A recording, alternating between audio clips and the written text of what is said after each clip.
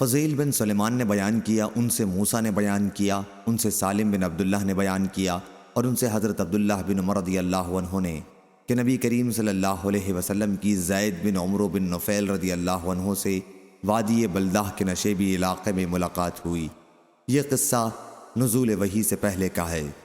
پھر آن حضرت صلی اللہ علیہ وسلم کے سامنے ایک دسترخوان بچھایا گیا تو زید بن عمرو بن نفیل نے کھانے سے انکار کر دیا، اور جن لوگوں نے دسترخوان بچھایا تھا ان سے کہا کہ اپنے بتوں کے نام پر جو تم ذبیحہ کرتے ہو میں اسے نہیں کھاتا، میں تو بس وہی ذبیحہ کھایا کرتا ہوں جس پر صرف اللہ کا نام لیا گیا ہو۔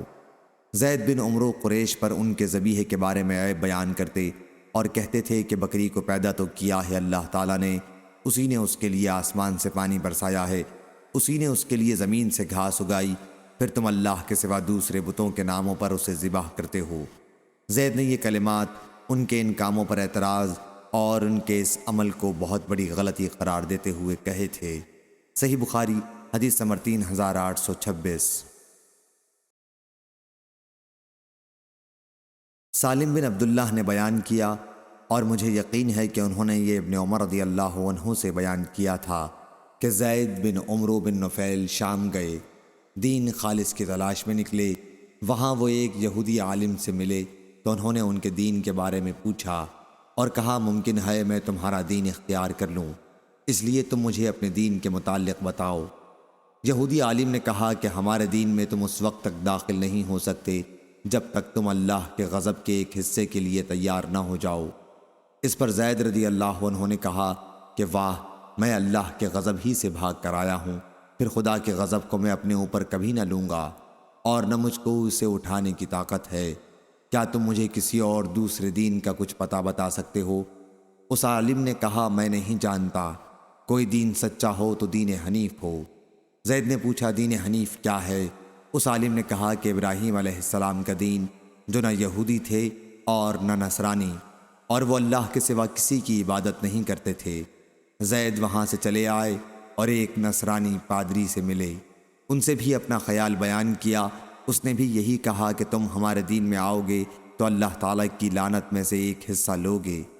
زید رضی اللہ عنہ نے کہا میں اللہ کی لعنت سے ہی بچنے کے لیے تو یہ سب کچھ کر رہا ہوں، اللہ کی لعنت اٹھانے کی مجھ میں طاقت نہیں، اور نہ میں اس کا یہ غضب کسی طرح اٹھا سکتا ہوں۔ کیا تم میرے لیے اس کے سوا کوئی اور دین بتلا سکتے ہو؟ پادری نے کہا کہ میری نظر میں ہے تو صرف ایک دین حنیف سچا دین ہے۔ زید نے پوچھا دین حنیف کیا ہے؟ کہا کہ وہ دین ابراہیم علیہ السلام ہے، جو نہ یہودی تھے اور نہ نصرانی، اور اللہ کے سوا وہ کسی کی پوجا نہیں کرتے تھے۔ زید نے جب دین ابراہیم علیہ السلام کے بارے میں ان کی یہ رائے سنی تو وہاں سے روانہ ہو گئے اور اس سرزمین سے باہر نکل کر اپنے دونوں ہاتھ آسمان کی طرف اٹھائے اور یہ دعا کی، اے اللہ، میں گواہی دیتا ہوں کہ میں دین ابراہیم پر ہوں۔ صحیح بخاری حدیث نمبر 3827۔ اور لیث بن سعد نے کہا کہ مجھے ہشام نے لکھا اپنے والد عروہ بن زبیر سے، اور انہوں نے کہا کہ ہم سے حضرت اسماء بنت ابی بکر رضی اللہ عنہا نے بیان کیا کہ میں نے زید بن عمرو بن نفیل کو کعبے سے اپنی پیٹھ لگائے ہوئے کھڑے ہو کر یہ سنا، اے قریش کے لوگوں، خدا کی قسم میرے سوا اور کوئی تمہارے یہاں دین ابراہیم پر نہیں ہے، اور زید بیٹیوں کو زندہ نہیں گاڑتے تھے، اور ایسے شخص سے جو اپنی بیٹی کو مار ڈالنا چاہتا کہتے اس کی جان نہ لے، اس کے تمام اخراجات کا ذمہ میں لیتا ہوں۔ چنانچہ لڑکی کو اپنی پرورش میں رکھ لیتے، جب وہ بڑی ہو جاتی تو اس کے باپ سے کہتے اب اگر تم چاہو تو میں تمہاری لڑکی کو تمہارے حوالے کر سکتا ہوں، اور اگر تمہاری مرضی ہو تو میں اس کے سب کام پورے کر دوں گا۔ صحیح بخاری حدیث نمبر 3828۔